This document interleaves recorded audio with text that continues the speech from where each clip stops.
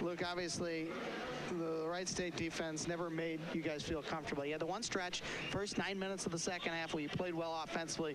The other 31 minutes, it was just not good offense. And one thing we pointed out throughout the game, it seemed like Wright State had a lot figured out. It seemed like they really, and we've talked about Billy Donlin before, he's got a really good feel for the game, and it showed defensively. He had their guys in the right spot a lot tonight.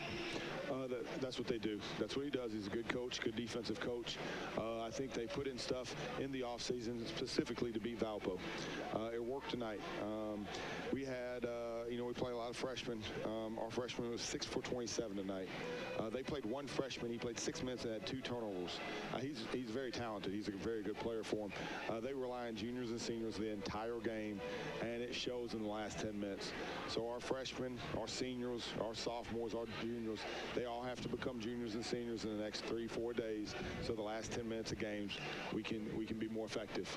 It's hard to score in this league in the last 10 minutes of a game. You got to have experience. You got to have toughness, and we have that. The experience. We don't have the experience yet, and we're going to get it. You look at Levante Doherty. Here's a guy who's, he'd been a model of consistency. He'd been your leading scorer in 6 of the last 8 ball games, and really all year. He'd been in double figures, 15 of the last 16. And he just couldn't get shots off tonight. And I know he's not 100%, but that seemed to be one of their big game plans. Without doubt. Their biggest game plan is no matter what, do not give Valpo threes and make all cuts.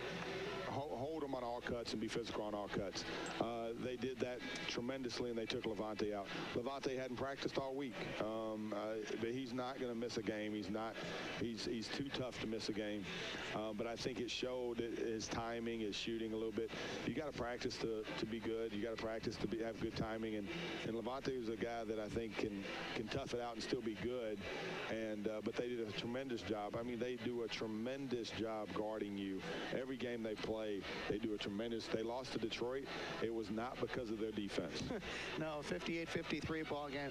And the other thing about Valpo offensively right now is Alec Peters is not playing like he was playing in the first month and a half of the season. You can't hide the fact. You just look at the shooting in the last 5 ball games. 5 of 23 from beyond the arc. He obviously is a much better shooter than that. Everybody's going to have ups and downs, but freshmen are really going to have ups and downs. And I think maybe we were a little bit spoiled. But let's face it, he's got to play better for you guys to win. He does. And once again, he is a freshman.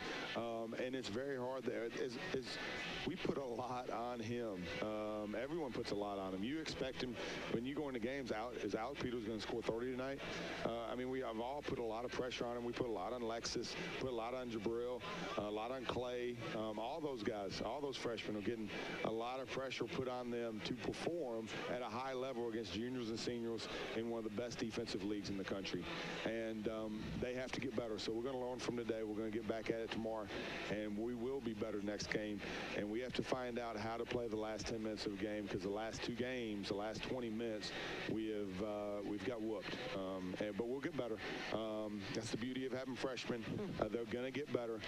These freshmen, when they were freshmen, they only won 13 games. They were not very good. And now they're juniors and seniors, and they were picked to win leagues. So freshmen will grow up, and we want our freshmen to grow up tomorrow. Well, good luck. Let's get it straightened out. Good luck on Wednesday night. Thanks, Todd. Valpo assistant coach Luke Gore joining us. The Crusaders next will be in action when they play at Detroit on Wednesday night. We'll talk about that and wrap things up from the Arc after this final 1-minute timeout on the Valpo Sports Radio Network.